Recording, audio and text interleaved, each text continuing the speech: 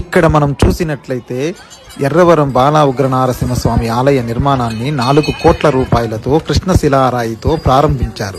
ఆలయ నిర్మాణ పనులు చాలా వేగంగా మొదలయ్యాయి. ముందుగా గర్భాలయాన్ని నిర్మిస్తున్నారు. మనం చూస్తున్నాం గర్భాలయ నిర్మాణం ఎంతవరకు వచ్చింది అని. గర్భాలయ నిర్మాణం పూర్తయ్యేసరికి 6 నుండి 8 నెలల సమయం పడుతుందని చెబుతున్నారు.